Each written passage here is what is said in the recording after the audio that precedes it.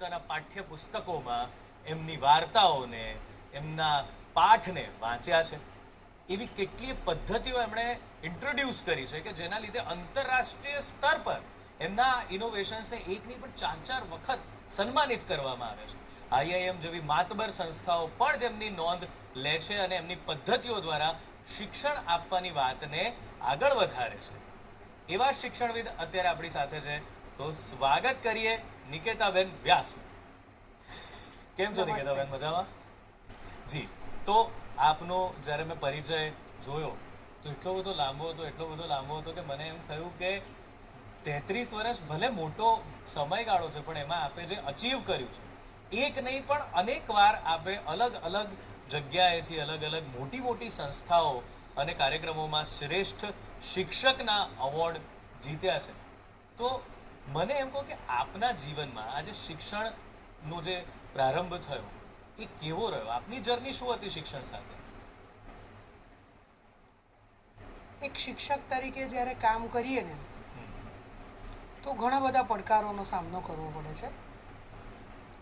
એક વખત મને એવો વર્ગ મળ્યો જે અમદાવાદ મહાનગરના છેવાડાની શાળા અને નવી જ શરૂ કરેલી સરકારી શાળા. એટલે જ્યારે શાળા નવી શરૂ કરીએ ત્યારે સૌથી પહેલાં નામાંકન બહુ જ અગત્યનું હોય છે. તો હવે તો સરકારે સરસ કાયદા બનાવ્યા છે કે આરટીઈ દ્વારા આપણે બાળકની ઉંમર જોઈએ અને એને ભરતી કરી શકીએ. 37 બાળકોના વર્ગમાં 2-3ને બાદ કરતાં મોટાભાગના બાળકો બીજા રાજ્યના.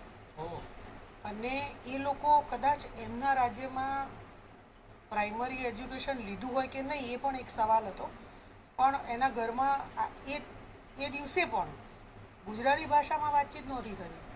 એ લોકો એમની જે સ્ટેટ લેંગ્વેજ હોય એમાં જ વાતચીત કરે. એટલે એને આરટીઈથી ભરતી થઈને સીધું 5મા ધોરણમાં એ બાળક આવી ગયેલું. પણ જે 4 ધોરણ સુધી ગુજરાતી માધ્યમમાં ભણીને આવે એની સામે તો આનું કશું જ ન કહેવાય ને. એ બાળકોમાં એબ્સન્ટિઝમનું પ્રમાણ ખૂબ વધારે.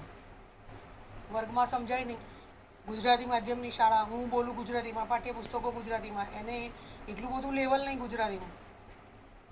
તો આ જે મોટો પડકાર હતો ને એને દૂર કરવા માટે સારી વાત એ હતી કે મારામાં ધીરજ બહુ હતી.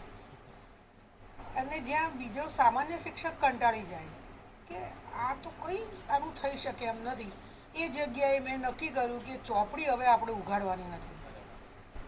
કન્ટેન્ટ મને મોઢે.